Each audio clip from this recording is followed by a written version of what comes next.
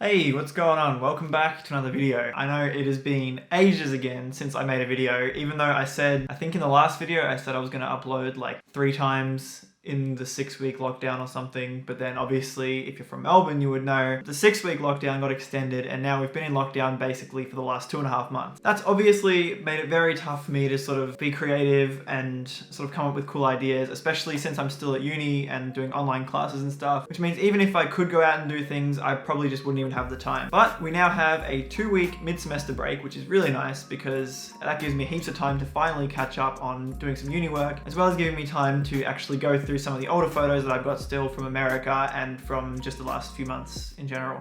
Now today in Melbourne is one of the days where our restrictions have been lifted like a tiny bit. So what it means is we now have an extra hour of time outside at night time. So we did have an 8 p.m. curfew, which meant that we had to be back home and staying inside from 8 p.m. onwards. But that's now been pushed back to 9 p.m. and that is perfect for what I want to try and do tonight because I am going to try and do some astrophotography. That's something I haven't really done much, to be honest, and I don't really have much experience with, so I'm not really sure on like proper settings and stuff like that. But there is a website that I've been looking at for the last few weeks, which is called AccuWeather or something, I think, and it shows like the night sky observation forecast for your area and then ranks it like out of 10. Today is an 8 out of 10 day, which means the conditions for stargazing and presumably astrophotography as well are very, very good today. And because it is now only just 20 past 7 p.m. and I've already seen a few stars outside, I am going to make the most of the next hour and a half that I still have outside and go to the park in my area here and try and get some cool astrophotography images and see what I can do. Before that, it is quite cold outside, so I'm going to quickly get changed. Alright, much better I think, I hope.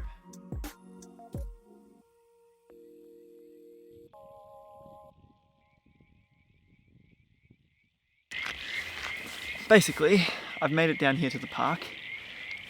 Oh my god, I can't see a thing. And yeah, that's basically my number one problem right now. Even with this, the LumiCube turned up all the way. I can't see where I'm going, which makes it very hard to film while I'm down here. Although in having said that, it's not quite perfectly dark, which is a bit annoying because there's a bit of light pollution coming from a construction site nearby, which I just completely forgotten about. But I'm still gonna try and get a shot where I don't know how to do this. So I'm standing here on one side of the lake, right? And there's a bridge. I'm not sure if, oh, you can see it, that's sick. There's a bridge just over there. And then up in the sky, you can't see stars from here, can ya? What I'm gonna try and do is, I'm gonna try and set up my camera here on the tripod and probably use my 50mm because that's my fastest lens, which means like it goes down to the lowest aperture basically. I'm gonna set it up over here, probably put it on a timer for about 20 seconds and then make it take 10 photos of like 30-second exposure or something. I'll try that to start off with.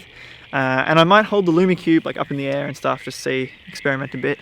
But obviously because this is the camera that I'm filming on, I can't film myself doing that. So I reckon I'm gonna jump to it and then probably just see you back at home because I think it's a bit noisy and a bit dark out here.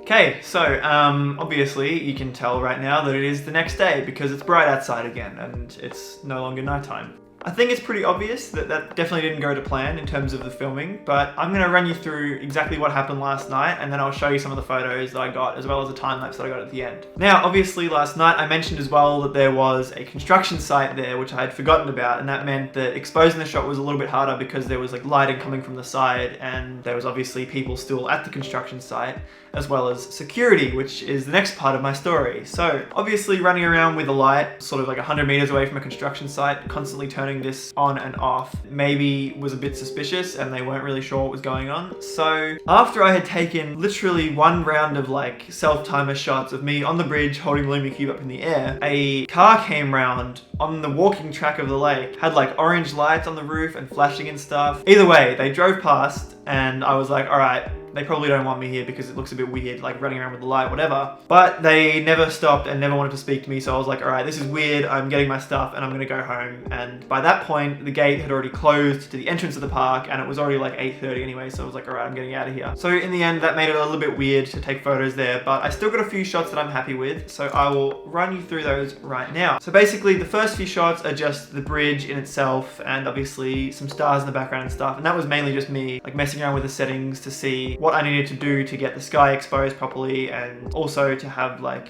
a decent sort of composition of the bridge in the middle and like where I would stand once I'd run across to the middle. Then after I had set everything up, I obviously, like I said, I ran around to the other side of the lake and used my LumiCube as like a light source in my hand, and then just shone it up straight into the sky, and then had a number of photos of me just standing here. My favorite one is probably this one here because I feel like the light looks really good. Well, the air was starting to get a little bit hazy as well, so the light really has like a big glow, I guess. But as you can see, the night sky in this photo isn't exactly spectacular. I mean, in person, I could see like literally everything, but then the camera, because I was using the 50mm and it was aimed sort of lower, I wasn't really getting like the full night sky. I was just getting sort of the ones along the horizon more. So what I ended up doing is taking just this shot here of literally just the sky and stars and stuff on their own, merging this photo of the night sky with the previous photo of me in the LumiCube to get to this final product here of me with the LumiCube and a bit of a more exciting night sky. Anyway, by the time I got home, it was already like 10 to 9, which meant I had literally 10 minutes of time left to be out, like away from my property basically, if I wanted to be doing more photos. So what I ended up doing is setting up my camera in my backyard, and I just aimed it up at like a corner of my house and a tree, and I set it on a time lapse for 1 hour, I think, and just let it run basically to see like the movement of the stars across the night sky. So I'll chuck that up here as well.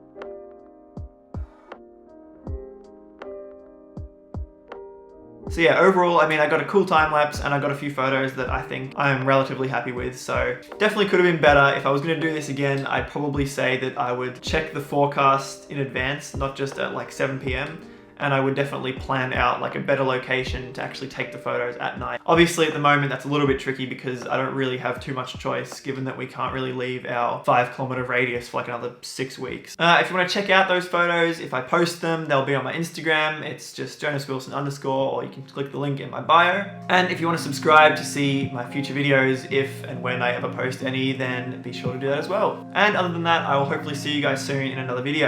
Bye.